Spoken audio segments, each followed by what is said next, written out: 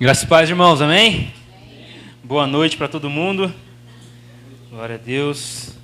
Vamos para mais um tema, né? Eu sempre falo isso, eu fico muito feliz. Não de só estar ministrando, mas de estar aqui nos domingos. Acho que é o efeito do 15 dias, né? Isso aí, se eu for morrer de infarto, vai ser no sábado. É um dia antes do culto. É onde a gente fica mais, meu Deus, amanhã tem culto. Amanhã tem culto. Se for, é no sábado. De vez em quando dá umas pontadinhas mesmo, aí já uma hora vai. Amém, irmãos? Então nós vamos falar hoje sobre, continuando esse tema, né? Copiando Jesus. Vamos abrir a palavra de Deus no livro de João. O livro do João. Outro João. O João do Pedrão, Pedra Preta. João capítulo 20. João no capítulo 20. Amém? João. Todo mundo achou? Então, o versículo do 19 em diante. Tá? João 20, do 19 em diante. A gente vai ler até o 23. A palavra de Deus fala assim, ó. Ao cair da tarde, daquele primeiro dia da semana, no domingo, estando os discípulos reunidos a portas trancadas, por medo dos judeus, Jesus entrou, pôs-se no meio deles e disse: paz seja com vocês. Tendo dito isso, mostrou-lhes as mãos e o lado. Os discípulos alegraram-se quando viram o Senhor. Novamente Jesus disse: paz seja com vocês. Assim como o Pai me enviou, eu os envio. E com isso, soprou sobre eles e disse: recebam o Espírito Santo. Se perdoarem os pecados de alguém, estarão perdoados. Se não os perdoarem, não estarão perdoados. Amém? Até aqui. Irmãos, copiar Jesus é o trabalho de todo crente, de todo cristão. É crente até o diabo né? A palavra de Deus fala assim que ele crê que Deus existe e ele estremece, né? Muitas pessoas creem, mas também não tem tanto temor assim não. Mas o cristão, a tarefa principal dele é copiar Jesus.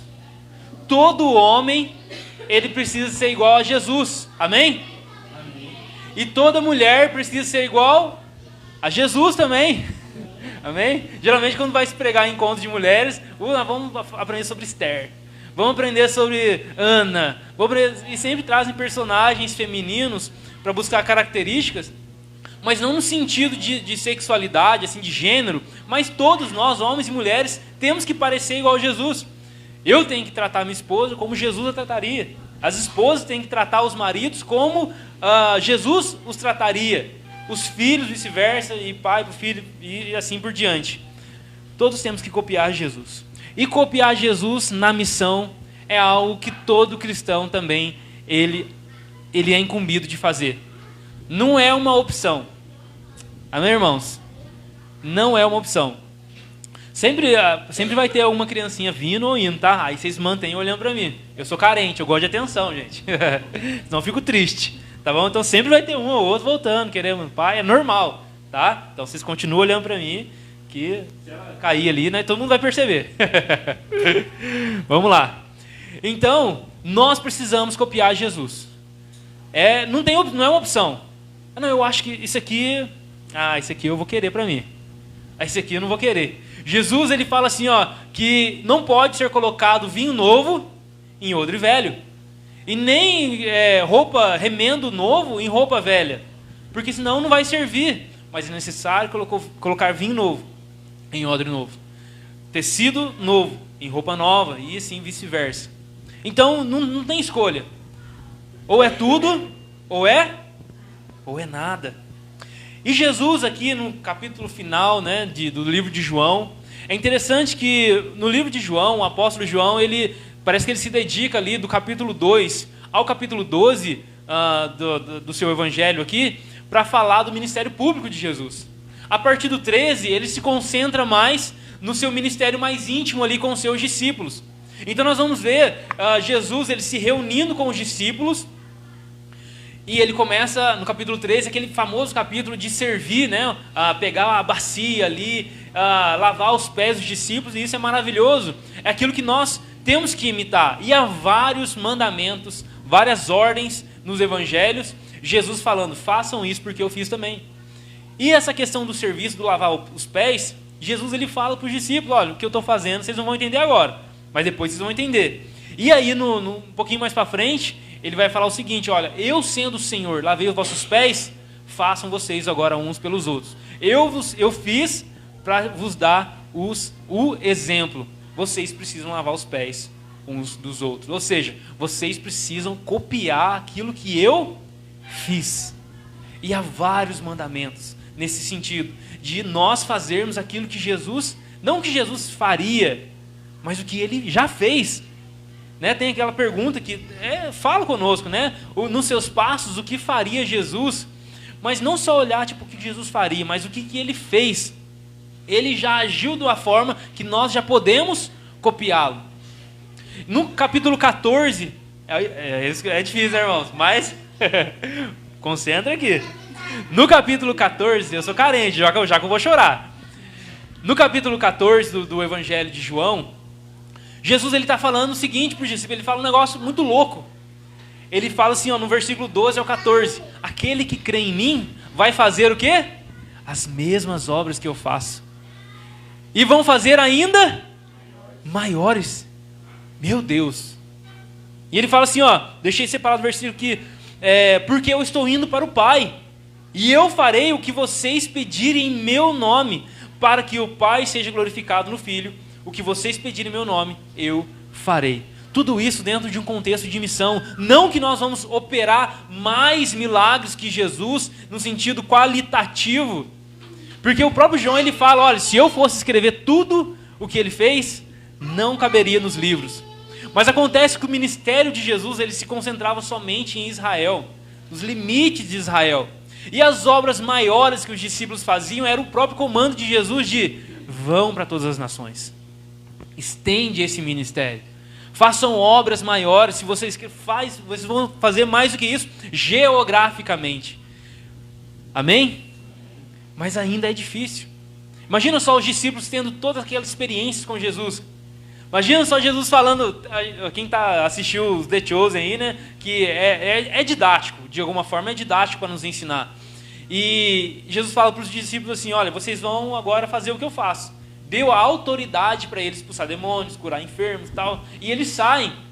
Imagina os discípulos ali, na primeira cura ali. Meu Deus, será que vai acontecer? Eu lembro uma situação que a gente passou na célula, lá no Canaã, muito tempo atrás, que a irmã Zilda falou assim, Deus falou assim que para orar, e quem for vir aqui orar aqui, ele vai fazer. Ele vai curar, meu Deus do céu. Deus falou isso. Deus, eu sei que o senhor pode, eu só não acredito que o senhor vai me usar para isso. Aí, gente, vamos orar todo mundo aqui. Se for só eu pôr a mão, não vai dar certo. Porque fica, meu Deus, e agora? Eu creio que Jesus ressuscita os mortos, mas eu nunca pus a mão no caixão, no velório, para ressuscitar ninguém. Por quê? E os discípulos viveram isso. Eles vivenciaram isso. Só que, olha como é que começa a narrativa aqui que nós lemos no João, no capítulo 20. Os discípulos, ao cair da tarde do primeiro dia, os discípulos eles estavam reunidos a portas trancadas, por medo dos judeus. Os discípulos eles viveram algo extraordinário com Jesus. Mas em um determinado momento da sua vida, eles trancaram a porta por causa de medo. Às vezes a gente é assim também, cara. Às vezes a gente fecha as portas para não viver aquilo que o Senhor nos ensinou a viver. Às vezes a gente tranca as portas e a gente deixa de fluir naquilo que o Senhor já nos ensinou, naquilo que Ele já nos comissionou. E quais que eram as características dos discípulos naquele momento e que se identificam com a nossa vida quando nós trancamos as portas? Eles estavam sem Jesus. Imagina só, eles acordavam, via Jesus com bafo. Todo mundo escovar o dente lá, vamos lá, vamos começar. Eles iam almoçar, estavam com Jesus. Às vezes não dava tempo naquela correria, estava com Jesus. E agora eles se encontram sem ouvir a voz dele. Agora eles se encontram sem sentir ele por perto. Agora eles se encontram com medo. sem esperança, sem paz e mais, sem propósito. Só resta fechar as portas. Fechar as portas do ministério. Fechar as portas da nossa vida, da nossa alma. Só resta... Irmãos, eu não sei se já aconteceu com vocês. Já fecharam a porta alguma vez? Senhor, não dá mais. Eu já vivi, eu já ouvi, eu sei. Mas eu estou sem esperança, eu não estou sentindo o Senhor perto, eu não estou ouvindo o Senhor falar, eu estou sem paz. A minha segunda-feira é o começo da desgraça da semana, que acaba o culto. Meu Deus, amanhã é segunda. Eu já não estou sentindo mais nada. Senhor, eu não sei mais qual que é o propósito que o Senhor tem para mim. E a gente vem, fecha a porta, até mesmo do relacionamento com Ele. Mas Jesus ele surpreende a gente, né, cara? Jesus ele surpreende a gente. Qual que é a resposta que Jesus dá a isso? Imagina só, os discípulos caminhando com Jesus, e ali no próprio livro de João, no capítulo 13 mesmo, Jesus ele acaba de lavar os pés dos discípulos e tal, e ele fala assim, ó, um de vocês vai me trair. Aí todo mundo, não, eu não. Ele anuncia. Mas ele fala assim, ó, mas vão lá para Galileia, eu vou estar lá esperando vocês lá. Ele marca o encontro, ele fala assim, ó, vão lá, talvez a gente se vê. Não, eu já vou estar lá na frente de vocês esperando. O que você faria para alguém que te abandonasse, cara? O que você faria para alguém que virasse as costas para você? Você confia tudo a essa pessoa e ela te vira as costas. O que você faria? Não, comigo é só uma chance. Pisou no meu calo, já era. Mas Jesus, ele aparece entre eles. Jesus, ele traz paz para eles, porque a primeira coisa que Jesus faz, ele diz, paz seja com vocês. Jesus, ele tira o medo deles. E ele faz uma coisa a mais. Ele dá um propósito. Ele restaura tudo. A resposta de Jesus ao medo e ao abandono daqueles discípulos não era aquilo que eu e você faria. A palavra de Deus fala no Salmo 103:10 que Ele não nos trata segundo os nossos pecados e Ele não retribui segundo as nossas iniquidades. Imagina só se Ele fizesse. Não, eu vou orar para Deus fazer justiça. Só que eu vou esconder primeiro, porque vai que pinga em mim. Ele não faz isso. E é isso que Ele faz conosco. Quando nós trancamos a porta, fechamos, Senhor, eu não vou fluir mais, eu não vou agir mais. Ele aparece, Ele nos dá esperança, Ele tira o medo, nos dá um retorno, nos traz paz e nos dá um propósito. Ele substitui o medo por um propósito. Sabe o que Ele fala para os discípulos medrosos? A gente tem medo, irmão, estou falando que isso aqui é para mim também. O medo de não saber amanhã, se eu entregar, o que vai acontecer? Sabe o que Ele fala para esses discípulos medrosos? Assim como o Pai me enviou, eu vos envio. Ele comissiona. Jesus sabe do seu medo. Jesus conhece as suas fraquezas. Ele conhece os meus medos. Ele conhece as minhas fraquezas.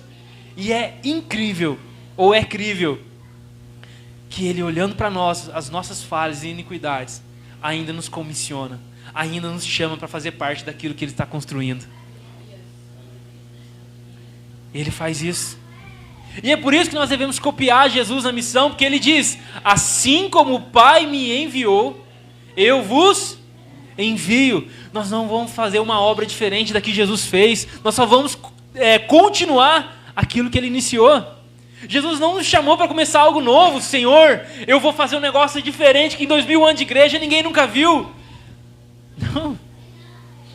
O ensinamento é esse. Apenas vá e faça. Não é nada diferente. Nós somos comissionados, é por isso que nós podemos copiar a missão de Jesus.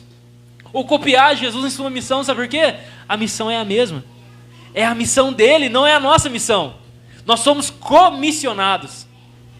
Voluntários ou escravos dessa missão. E é por isso que nós podemos ter sucesso. Em João 17:18, Jesus ele também diz, orando ao Pai, assim como me enviaste ao mundo, eu os enviei ao mundo. Irmãos, é impossível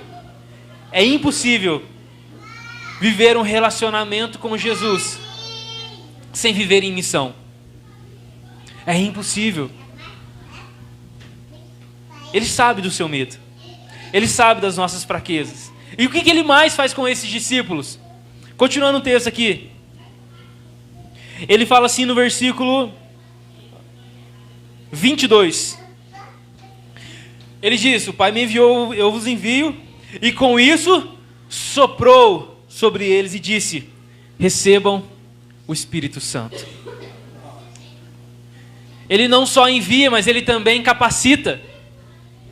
E é a mesma missão, porque ele diz: assim como o Pai me enviou.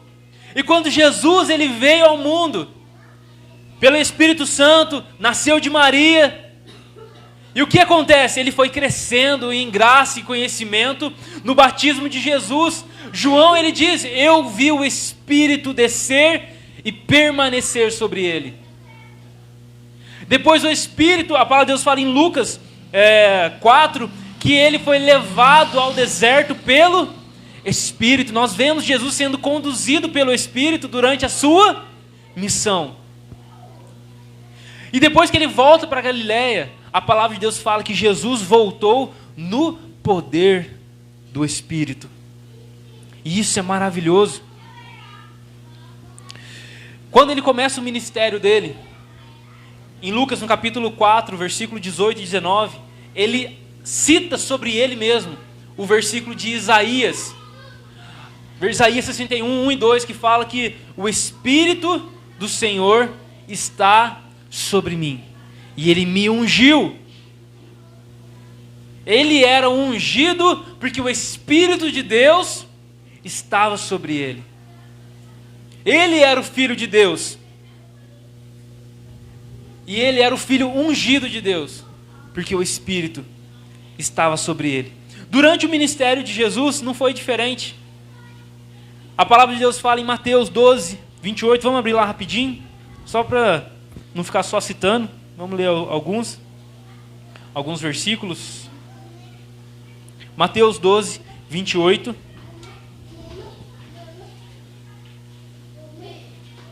A palavra de Deus fala assim, ó. A gente vai ler a partir do 26, tá? Mas o 28 que é o nosso texto. Se Satanás expulsa Satanás, está dividido contra si mesmo. Como então subsistirá seu reino? E se eu expulso demônios por Beelzebu, por quem os expulsaram os filhos de vocês, ou seus discípulos? Por isso, eles mesmos serão juízes sobre vocês. Mas, se é pelo Espírito de Deus que eu expulso demônios, então chegou a vocês o reino de Deus. Atos capítulo 10, versículo 38, o evangelista Lucas, ele nos dá uma informação também importante. Atos 10, 38, ele diz assim: como Deus ungiu a Jesus de Nazaré com o Espírito Santo e poder, e como ele andou por toda a parte fazendo o bem, curando todos os oprimidos pelo diabo, porque Deus estava com ele. O ministério de Jesus, ele era executado também na ação do Espírito Santo, na capacitação do Espírito Santo. E há uma discussão muito grande a respeito disso nos primeiros séculos da igreja. Qual que era a discussão? Vocês nem estavam sabendo, eu vou contar a fofoca para vocês. Nos primeiros séculos da igreja, havia vários debates a respeito da pessoa de Cristo. Ele era um Deus ou ele era homem? E era um debate que girava em torno dessa cristologia nos primeiros 5 séculos, 6 séculos mais ou menos. E eram realizadas várias reuniões na igreja. Naquela época não tinha Assembleia de Deus, presbiteriana, onde cada um pensava de uma forma em determinado tema. Era a igreja católica, no sentido da própria palavra, universal. Era uma igreja unida, universal. Não a do reino de Deus, é uma igreja universal. Então, que eles faziam? Eles se reuniam para debater as heresias que eram ensinadas. Por exemplo, várias doutrinas, como uma doutrina, vou falar os nomes aqui, depois, se vocês tiverem curiosidade, vocês pesquisam lá. Doutrinas como gnosticismo, como docetismo e nestorianismo. Como assim? Que salada que é essa, né? Basicamente, são doutrinas que ou elas aceitavam somente a divindade de Jesus, ou elas aceitavam somente a humanidade de Jesus. Por exemplo, os gnósticos e o docetismo, gnosticismo e o docetismo são assim, doutrinas mais ou menos iguais ali, com algumas variantes. Eles criam que a matéria era ruim. E eles criam que somente o bem poderia ser alcançado num plano celestial, num plano espiritual. E que o corpo era a prisão da alma. Tudo era ruim. Então, logo, Jesus não poderia ter encarnado. Deus não poderia ter encarnado porque a matéria é ruim. Então, Deus não pode manifestar dessa forma. E o docetismo também é mais ou menos isso. O docetismo, ele cria que Jesus podia ter sido, de alguma forma, divino, mas ele negava a humanidade de Jesus. Ensinava que Jesus era um fantasma, uma ilusão, não era um corpo material. E aí o que acontecia? A igreja tinha que se levantar e debater contra isso, porque a doutrina da encarnação é importante para nós. Alguns vão até falar que o apóstolo João, que quando ele escreve a primeira epístola dele, no capítulo 4, versículo 2 e 3, ele fala assim, todo aquele que fala que Jesus não veio em carne é o anticristo. É o espírito do anticristo, ou tem alguma coisa a ver com o anticristo. Por quê? Porque Jesus pagou pelos pecados na carne dele. O texto de Romanos, capítulo 4, vai mencionar isso. A doutrina da encarnação, ela é importante. O próprio Jesus, ele fala, esse aqui é o meu corpo. Simbolizando, não faz sentido nós cearmos se Jesus não encarnou. E os próprios, eles chegam para os discípulos aqui, Pai seja com vocês, toca aqui. Olha aqui minhas mãos, olha minhas feridas. Irmãos, imagina só. Os discípulos com medo, só para abrir um parênteses, os discípulos com medo, apavorado, Jesus vem e mostra as feridas para eles. Para que eles pudessem crer, olha a minha carne. Olha como eu estou vivo. E uma doutrina chamada também nestorianismo, que eles eram um arcebispo de Constantinopla, Nestório, e eles tentavam preservar essas duas naturezas, a humana e a divina. Quando Jesus fazia milagre, era a parte divina. Quando Jesus estava com sede, com frio, com sono, era a parte humana. Então houveram vários debates nesse sentido. E por que eu estou falando isso? Porque muitos vão falar que Jesus ele não operava o seu ministério na capacitação do Espírito Santo. Ele fazia o que fazia porque ele era Deus. E aí, como que a igreja resolveu isso? Em um concílio, uma dessas reuniões, que chamava Concílio de Calcedônia, em 451. Eles chegaram à conclusão. Jesus, ele é uma pessoa, não duas. Uma pessoa com duas naturezas. Naturezas essas que não se misturam, não se confundem e não se separam. Ou seja, não tem como separar. Não tem como misturar. Está lá. Ora nós vemos Jesus perdoando os pecados. Quem que perdoava o pecado? Somente Deus. Ora Jesus, nós vendo ele tendo sede. Não é uma hora um, outra hora outro. É o mesmo Jesus. Mas não tem como separar. Então, no ministério de Jesus, ele agia na ação do Espírito Santo. Ele era capacitado pelo Espírito Santo. A palavra de Deus fala em Hebreus, no capítulo 2 e o capítulo 4, que Jesus ele veio semelhante a nós homens, como um de nós, passar por tudo aquilo que nós passamos, sendo tentado por todo tipo de tentação, porém, sem pecado. E ele precisava vir como um de nós, para nos representar diante de Deus. E é por isso que o sacrifício dele foi um sacrifício aceito. Nós podemos confiar. Então ele é 100% Deus, 100% homem. E essa doutrina, ou essa teologia, ou esse conceito, ele é chamado de, uma palavrinha nova para vocês aí, união hipostática. Eu vou postar esse aqui lá no grupo depois, tá? Quem tiver no grupo da igreja vai ver lá. E vai pesquisar depois. Não quero me alongar nisso. Mas por que eu estou falando isso? Porque no ministério de Jesus, ele foi capacitado pelo Espírito Santo. Na missão de Jesus, ele foi capacitado no Espírito Santo. E se nós também fomos enviados nessa missão, nós também somos capacitados pelo Espírito Santo. Ele capacitou, ele ali soprou o Espírito Santo, né, sobre os discípulos. Eu até vi um pastor pentecostal, né, um pastor da Assembleia de Deus falando, gente, Jesus soprou sobre os discípulos, mas não mandou ninguém soprar não. O pessoal em algumas igrejas tem mania de ficar... Aí de vez em quando voam umas gotículas junto, né? Pois não, se o pentecostal falou, né, que não precisava disso. Isso aqui, Jesus provavelmente ele está dando uma prévia do que aconteceria em Atos dos Apóstolos. O que importa aqui é que Jesus estava capacitando seus discípulos. E mais uma vez, ele nos comissiona, ele nos envia, ele tira a paz, tira o medo. Ele tira a paz, não, ele dá a paz, ele tira o medo, nos dá esperança, nos dá um propósito e ele também nos capacita para essa missão. Ele nos ferramenta com o mesmo Espírito que estava sobre ele. E é por isso que nós podemos ter certeza do sucesso da missão. Porque se a missão fosse nossa, já tinha rodado. Se a missão fosse minha e sua, meu irmão, é por isso que a gente falha. Sabe por quê? Nós estamos querendo pegar a missão com a nossa mão. A partir do momento que começou a ficar pesado demais, já não é o reino, é o meu serviço, é o meu trabalho. A palavra de Deus fala assim em Marcos que o reino de Deus é como um homem que planta semente e ele vai dormir, não sabendo ele como. A semente nasce, ela brota. Só que nós estamos plantando semente, estamos aqui, ó. Deixa eu pisar aqui, deixa eu jogar mais esterco, deixa eu fizer isso, aquilo. Vai dormir. Descansa.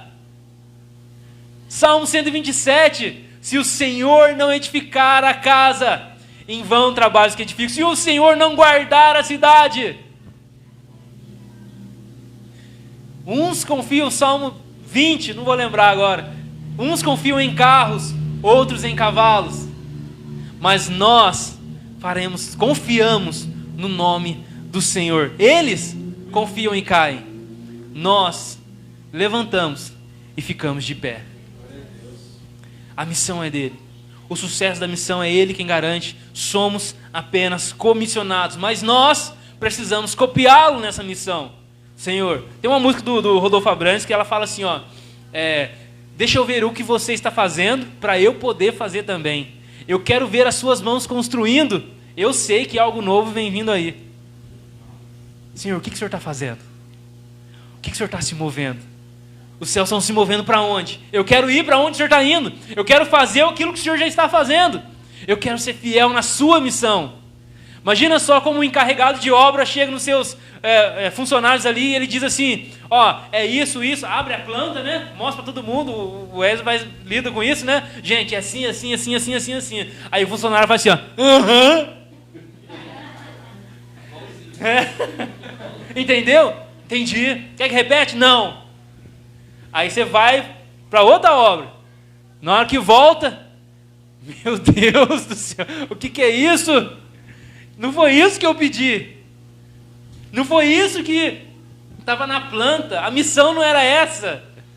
A construção não era essa. Não, mas é que eu achei que vinha ficar melhor. Não vai ficar melhor. A missão é dele. Amém? Quantos estão entendendo? Amém. Glória a Deus. E ele diz ali em Lucas 4,18, né, o Espírito do Senhor está sobre mim. O que é unção? Jesus ele fala assim, ó, ele me ungiu. Unção é a capacitação do Espírito para o cumprimento de um propósito. Sempre que nós vamos dizer a palavra ungido, vai estar relacionado a fazer algo.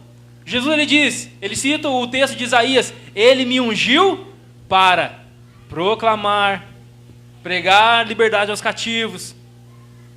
Ele fala para os seus discípulos em Atos 2, ficai em Jerusalém, até que do alto vocês sejam revestidos de poder. Para quê?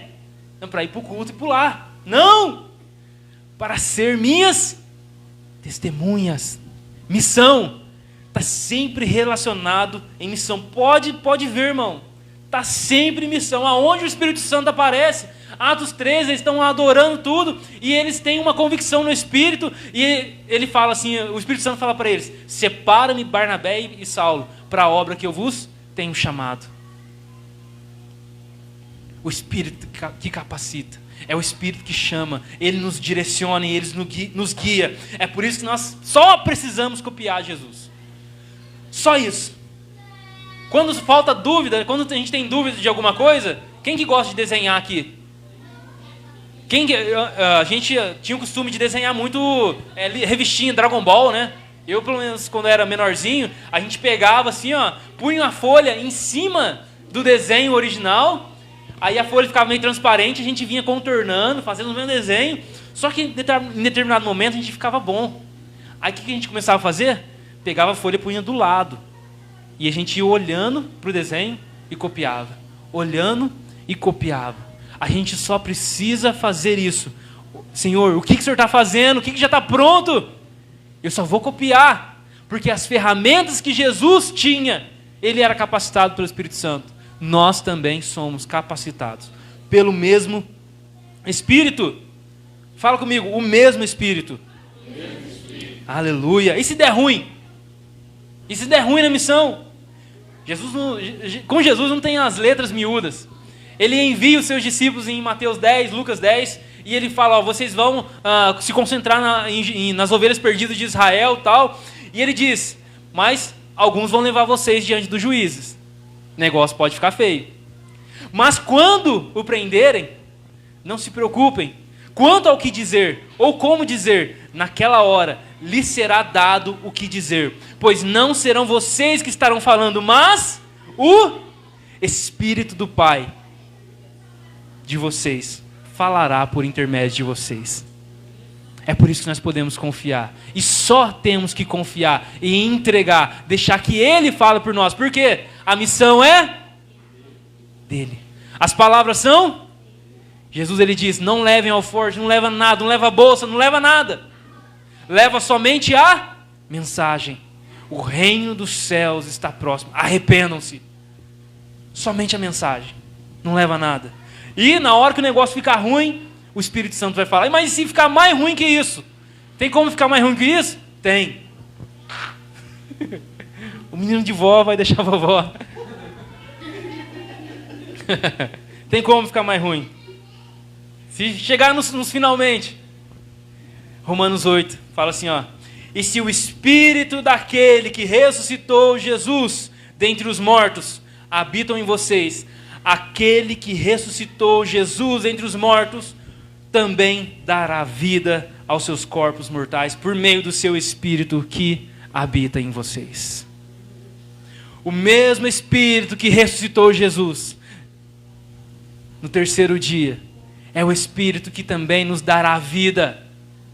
Isso se Ele habita em nós. É isso que o apóstolo Paulo está falando em Romanos 8:11. É tudo pela capacitação do Senhor, por meio do Espírito Santo. Amém? Até aqui tranquilo? Glória a Deus.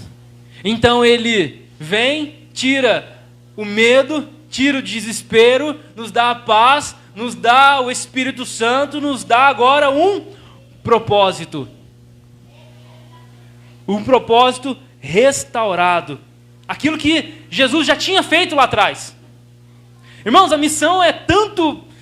a gente pode confiar tanto que desde o começo ali, os discípulos eles podiam ver Jesus comissionando eles. Continuando o texto de João, Jesus ele fala o seguinte, no versículo 23. Se perdoarem os pecados de alguém, estarão perdoados. Se não perdoarem os seus pecados, não estarão perdoados. Amém? Ele nos dá uma missão. Nos dá o Espírito, nos dá a esperança, um propósito e nos dá uma missão. É interessante que no livro de Lucas, no capítulo 4, um versículo antes de virar para o 5, os 2 versículos antes, Jesus está tentando ir para uma cidade vizinha. Irmãos, Jesus está do seu lado ali, fazendo aquele monte de coisa. Ó, eu vou lá agora no Piranguinho. Não vai não. Pode ficar aqui na minha igreja. Obviamente é aqui só. E aí Jesus fala para aqueles irmãos, eu preciso ir, porque para isso eu fui enviado, para pregar para as outras cidades, pregar o evangelho do reino. Ele fala, eu preciso ir, eu preciso fazer. Mas no capítulo 5, Jesus ele vai ali com Pedro, Tiago e João, e acontece o que é chamado de pesca maravilhosa, e no final dessa pesca, Jesus fala para Pedro, eu vou fazer de você pescador de homens. Primeiro ele começa falando, a missão é minha, eu preciso ir. No outro capítulo ele fala, eu vou levantar você para pescar junto comigo. Eu vou levantar você para ir junto comigo, para comissionar vocês. E nesse texto que nós lemos do versículo 23, o que Jesus está falando aqui? Se vocês perdoarem os pecados de alguém, estarão perdoados. Se vocês não perdoarem, não estarão perdoados. Será que Jesus está dando poder para os apóstolos perdoar pecados? E a resposta é não. Mas como assim? É o que está escrito aqui. Não é dessa forma que nós devemos entender esse comissionamento de Jesus. Nós vamos entender o que significa isso. Primeiro, nem mesmo os apóstolos entenderam dessa forma. Nem mesmo os apóstolos entenderam que eles tinham o poder de perdoar pecados. Eu perdoo vocês. Porque somente Deus... Lembra quando Jesus ele fala para um paralítico lá, os seus pecados estão perdoados? E aí, todo mundo olhando, os fariseus, somente Deus pode perdoar pecados. E era uma verdade. E Jesus estava querendo dizer o quê? É isso mesmo. Eu sou Deus. Somente Deus tem o poder de perdoar pecados. Os apóstolos, quando eles começaram a levar a mensagem do Evangelho, a gente vai ver isso depois que o Espírito Santo desce em Atos 2, e Pedro começa a pregar, começa a falar com ousadia, irmãos, vocês prenderam Jesus Nazareno, vocês o mataram, vocês são culpados, é isso, aquilo, mas isso já estava ordenado desde antes da fundação do mundo, e agora vocês estão em juízo. E aí todo mundo olhando aquilo lá e fala, meu Deus, e agora, o que a gente faz? Isso em Atos 2, 37 e 38. E aí Pedro fala o seguinte, arrependam-se dos seus pecados e sejam batizados para perdão dos seus pecados. Eles não falam o seguinte, olha, confessa para mim. Em Atos, vamos ir no livro de Atos, só para a gente embasar melhor também esse argumento. Atos 8,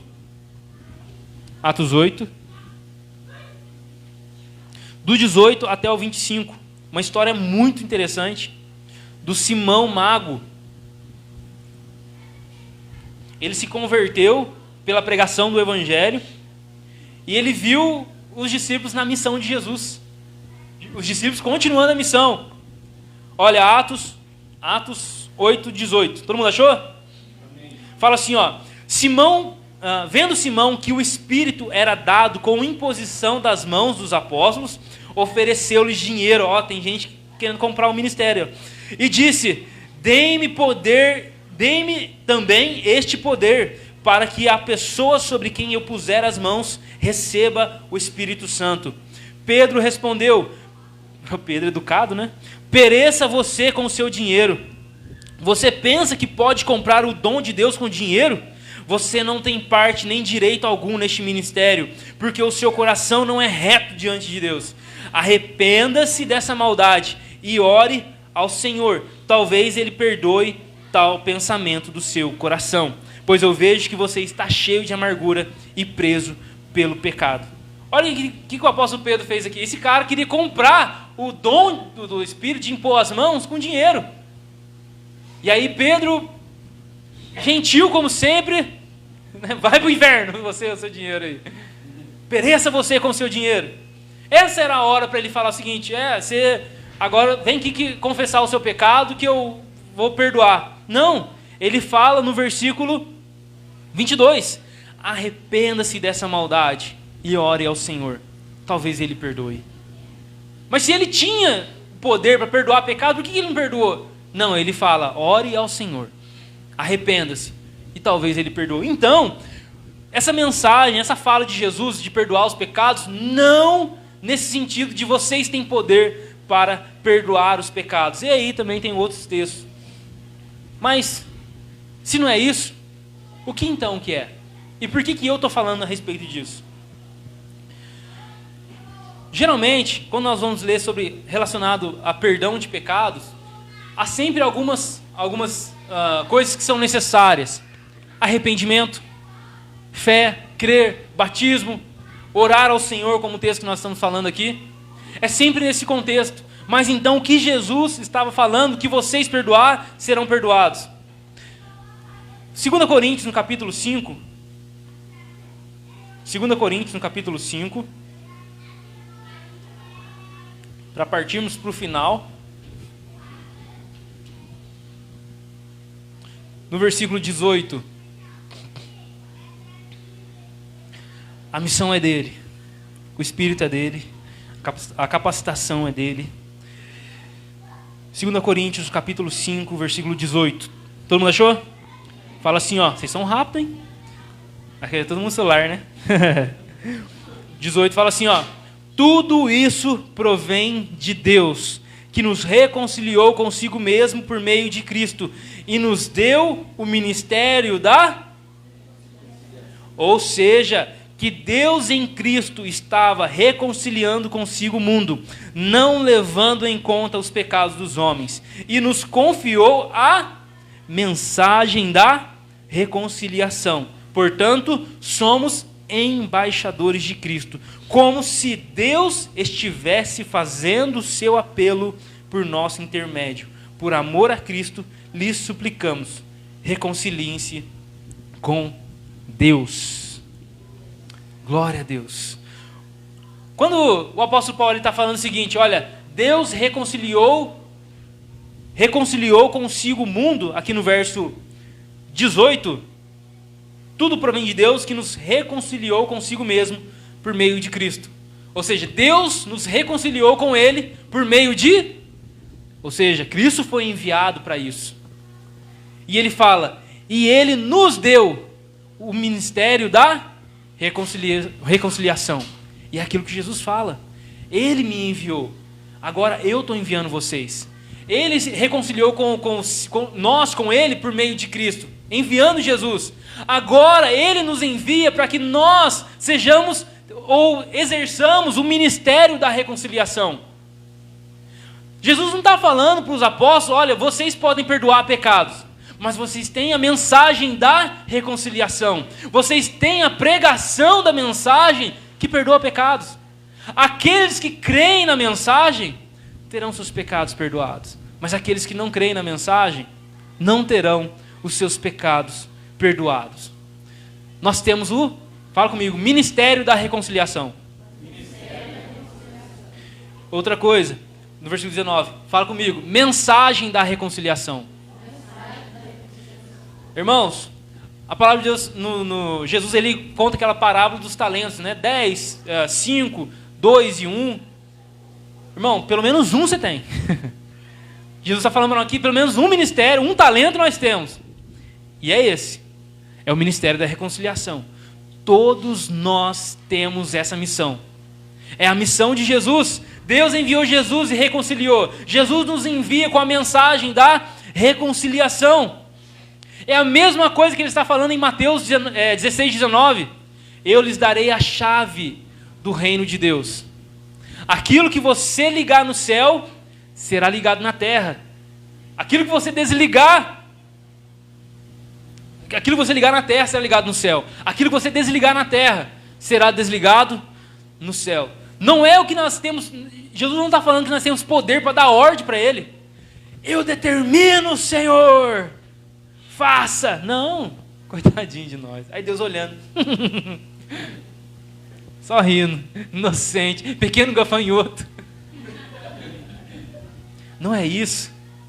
A chave do reino de Deus é a mensagem da reconciliação, aonde nós temos, e só a igreja tem. Nenhuma outra instituição tem o poder, a autoridade e a responsabilidade de pregar em nome de Jesus.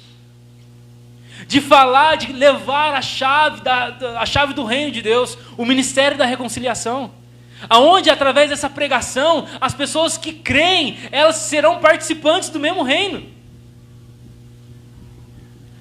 Amém? E isso é tão sério que Jesus ele vai condenar os fariseus em Mateus 23, 13. Ele diz assim, olha, ai de vocês fariseus hipócritas, vocês não entram no reino e vocês não deixam outros entrarem também, vocês fecham a porta do reino. Da mesma forma que nós temos a responsabilidade e a autoridade de carregar a chave do reino de Deus, a pregação do Evangelho, a pregação genuína do Evangelho, e para que as pessoas que ouvirem essa mensagem, acessarem, participarem do reino de Deus, nós podemos ser pedras de tropeço, para que elas acessem esse mesmo reino. Mas se nós formos fiéis, irmãos, à missão dele, fiéis à obra que ele já começou, dar continuidade a isso, nós iremos ser bem-sucedidos naquilo que o Senhor nos enviou. Porque nós vamos entender que a missão não é nossa. Começou a ficar pesado, difícil, não é mais o reino, é eu. Não é mais o trabalho dele, é o meu trabalho. Não é mais a vontade dele, é a minha vontade. Não é mais o sucesso dele, é o meu sucesso. Amém? E todos nós somos chamados para isso. Tem um pregador muito famoso chamado Charles Spurgeon, que ele diz que todo cristão ele é um missionário. Se ele não for um missionário, ele é um impostor. Todo cristão é um missionário, não importa a forma. Se é na China, na África, ou se é na rua, se é na escola. O que acontece é que todos nós temos uma missão, porque junto com a conversão vem a missão. Isso que o apóstolo Paulo escreveu aqui do 18 para frente, que nós acabamos de ler do Ministério da Reconciliação, no versículo 17, aquele texto que nós todos lemos. Todos aqueles que estão em Cristo é nova criatura.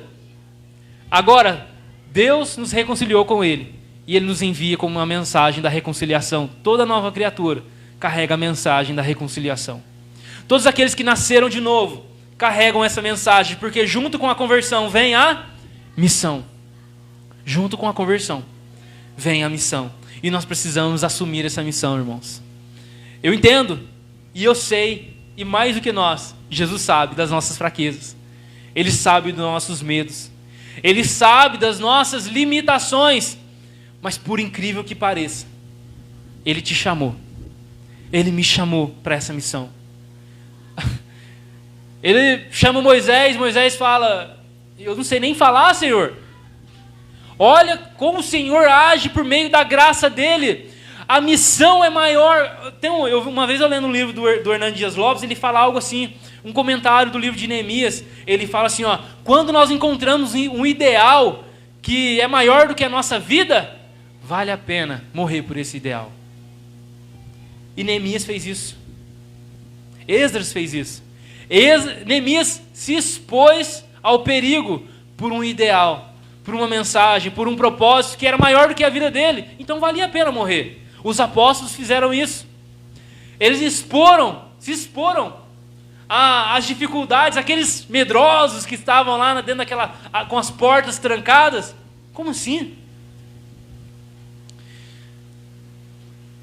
Os discípulos eles passaram de se esconder por medo ao ser preso pela falta de medo. Olha que loucura. Aqueles homens que estavam lá trancados, todos medrosos, sabe o que aconteceu depois? Eles eram presos porque não tinham mais medo. Eles não eram presos, sabe por quê? Agora eles tinham um propósito. Eles tinham Jesus. E para todos nós que estamos com as portas trancadas hoje, olha Jesus, fala, Senhor, vem ter comigo. Senhor, traz clareza no propósito. Senhor, me capacita com o teu Espírito. Senhor, eu quero caminhar na sua missão. Porque se é na sua missão, não é do meu jeito mais, é do seu jeito. Os discípulos, eles se calavam por falta de convicção, estavam trancados. Depois eles começaram a pregar por ousadia, por causa de uma certeza inexplicável. Eles viram Jesus ressurreto.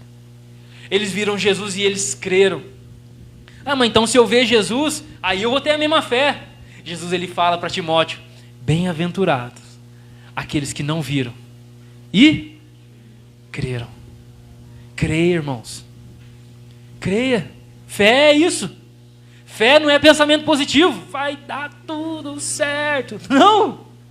Fé é quando tudo está dando errado, mas você ainda continua crendo. Continua fazendo, não faz nem sentido. Eu não estou nem vendo lote, eu só estou lenhando mato. Eu não estou nem vendo ainda a base pronta, eu só estou dando enxadada ali. É fé. Não é pensamento positivo. Porque se eu estou pensando positivo e o negócio não dá certo, aí poxa, eu faço bem para todo mundo, eu só me lasco.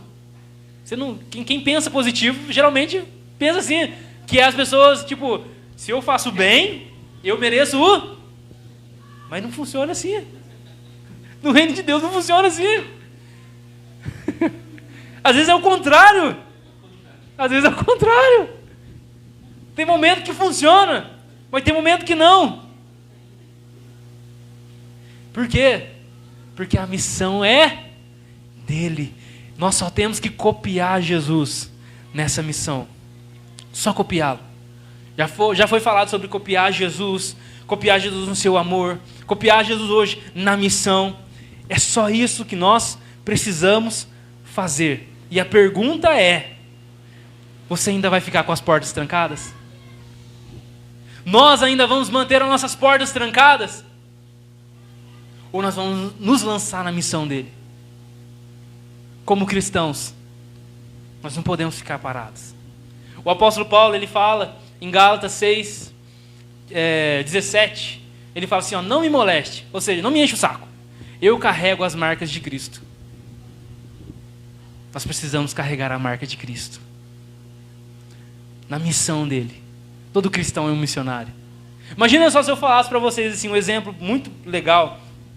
Fala, gente, vocês não sabem. Na hora que eu estava vindo para cá, estava subindo aqui em cima, um carro bateu no meu carro. Vocês vão ficar assustados. Nossa. Não, o pior não é isso.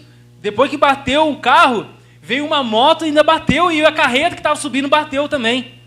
Amassou meu carro, que ele saiu, rodou 3 vezes assim, eu consegui chegar aqui. Mas amassou tudo. Nós ficamos tudo machucado. Poxa, não faz sentido. Por quê? Você fala, cadê as marcas desse acidente?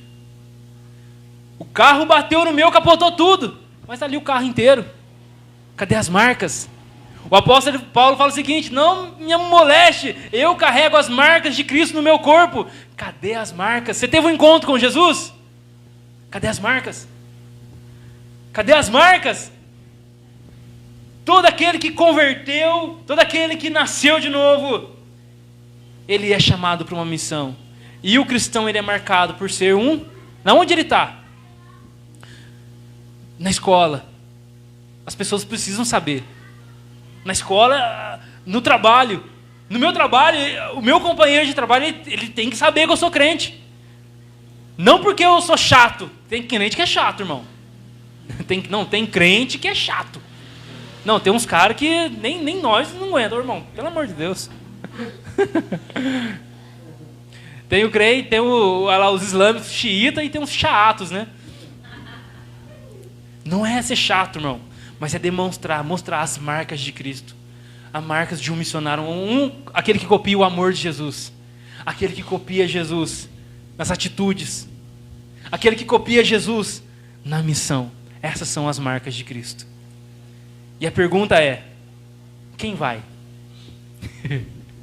Quem vai? Há um alistamento hoje, irmão. Está listando a prancheta. Jesus está com a pranchetinha aqui, ó.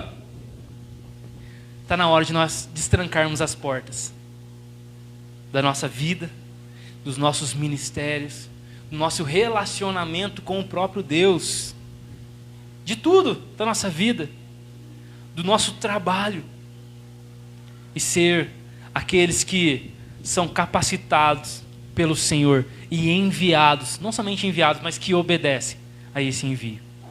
Amém? Vamos colocar de pé em nome de Jesus?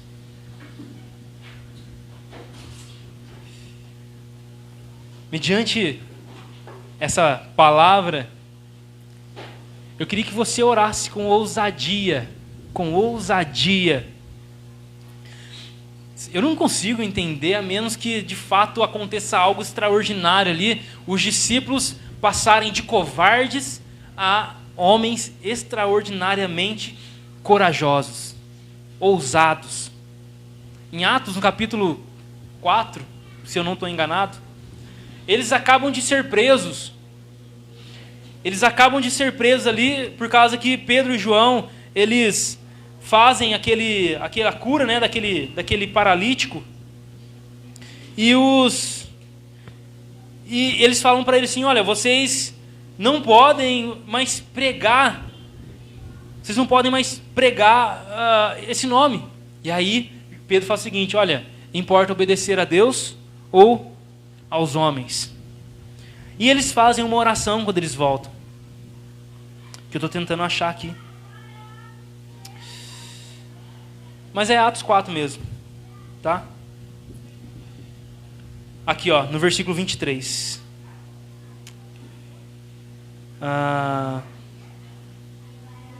Irmãos, depois vocês do 23 em diante, só para não perder o fio da meada aqui. A oração deles é o seguinte: Senhor, eles estão nos perseguindo. Nos reforça, Senhor. Nos encoraja. Nos dá força para continuar pregando o Evangelho, manifestando sinais, maravilhas. Eles pedem não para acabar a perseguição.